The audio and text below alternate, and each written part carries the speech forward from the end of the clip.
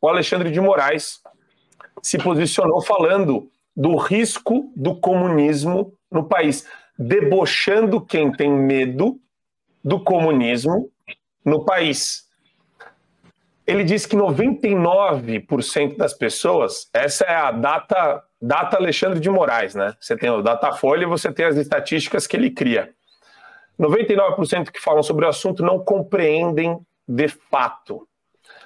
E ele tem um videozinho aí, ele falou isso na sexta-feira, na última sexta-feira. Vamos colocar o vídeo dele falando a respeito desse assunto para o pessoal ter só uma noção do que ele pensa a respeito disso.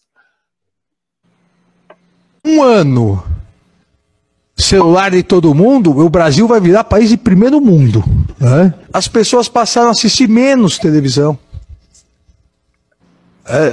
As pessoas, e vejam, por que a influência, isso é outra coisa estudada nesse ataque à democracia, por que a influência maior das redes sociais começou com a classe média?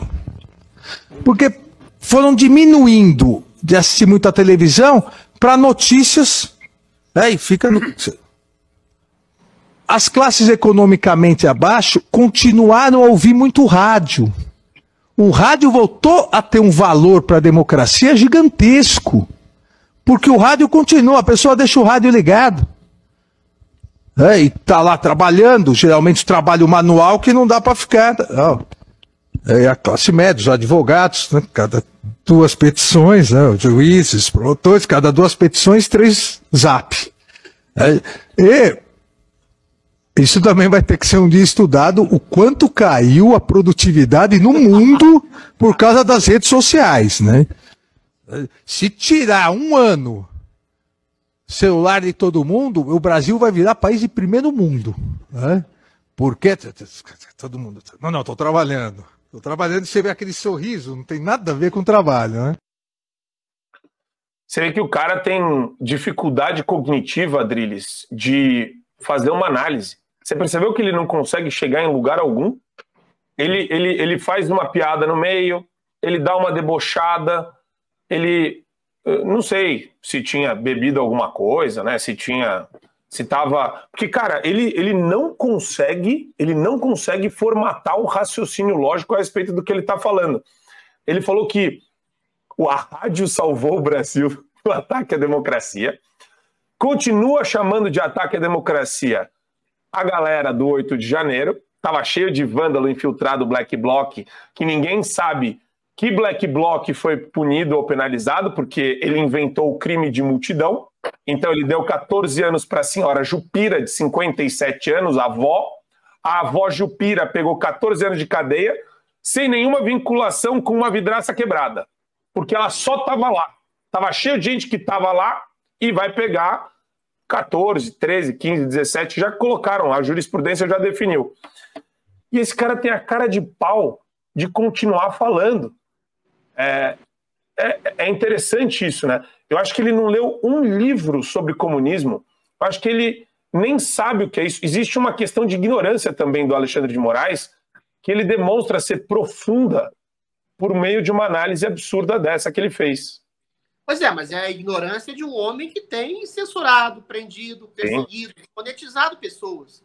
Então, uma ignorância perversa, que a gente está falando, uma ignorância do ponto de vista agostiniano, que você não percebe, não entende a realidade, ou finge não entender a realidade, e persegue pessoas e massacra e destrói a vida de pessoas através dessa sua ignorância. Quando ele diz que não existe mais comunismo, qual comunismo que ele está se referindo? Ele diz que a China não é comunista.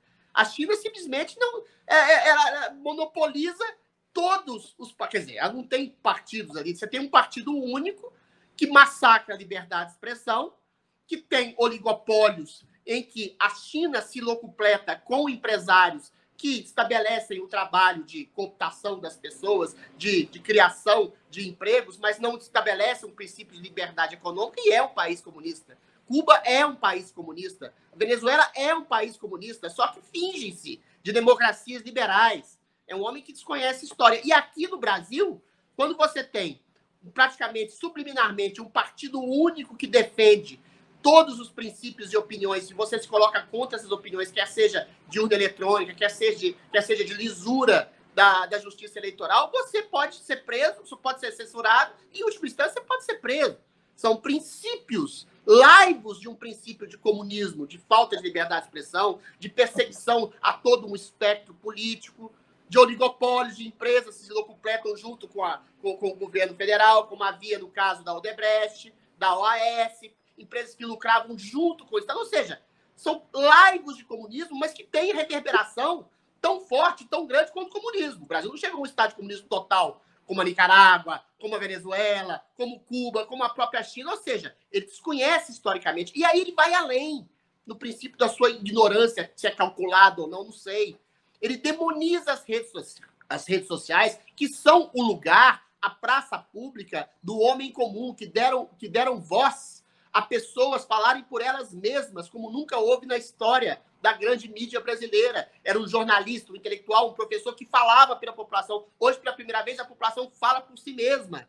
E, através dessa revolução, você tem empresas alternativas de comunicação, jornalistas que vieram à tona. E essas empresas, esses jornalistas, essas pessoas superaram e muito na reverberação da própria grande mídia dentro das redes sociais. E a gente contesta, sim, opiniões da grande mídia. E aí ele diz que a grande mídia é a salvação da democracia, no rádio, na televisão, que seja, porque eles endossam exatamente a versão do STF para as coisas, endossam exatamente a versão de um tribunal que soltou um corrupto condenado em 3 instâncias para retornar à presidência da República, de um tribunal que fez uma campanha extremamente parcial, limitando, censurando uma campanha para beneficiar outra, essa justamente do candidato corrupto que eles soltaram da cadeia por questões jurídicas. Ou seja, estou dando um exemplo entre vários de uma rede social que pode contestar, sim, a justiça de um país, que pode contestar, sim, a grande mídia, que pode contestar qualquer coisa em nome dessa democracia. Por isso que as pessoas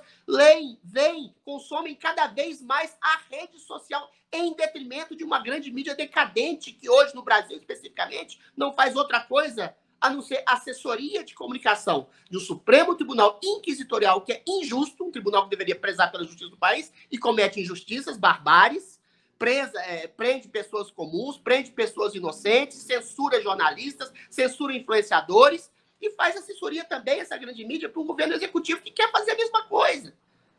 Que é um governo de uma cúpula corrupta que até hoje estava dentro da cadeia. Então, o que ele está fazendo subrepticiamente, aliás, ostensivamente, nesse discurso dele, é justificando o autoritarismo de uma grande mídia e o autoritarismo dele. E a grande mídia justifica o autoritarismo dele, Alexandre de Moraes, que é um homem que ninguém pode citar o nome, um homem que ninguém pode colocar. Nem o Emílio Surita cita o nome do Alexandre de Moraes. Só fala assim, não, porque os caras estão exagerando um pouco. Ou seja, ele justifica o autoritarismo da grande mídia, ele demoniza a liberdade de expressão, ele não entende o que é comunismo, ele não entende o que é autoritarismo, talvez porque ele, conscientemente ou não, se transformou na figura mais autoritária do país. E, através da sua ignorância calculada, quer fazer as pessoas serem convencidas de que ele é um defensor da democracia. Que esse é o grande entrave da questão autoritária que a gente está vivendo. Pessoas que se colocam de maneira ditatorial, prendem, censuram, perseguem, arruinam, desmonetizam, falam que é em nome da democracia. E é através desse discurso acéfalo, ignorante, que o Alexandre de Moraes está conseguindo, ele, com esse discurso completamente ignorante da realidade, está conseguindo ser o grande ditador do Brasil. Assine o Fio Diário. Assim você vai ter acesso integral ao programa completo Adriles sobre tudo, além de outros diversos programas na nossa plataforma. Assine aí.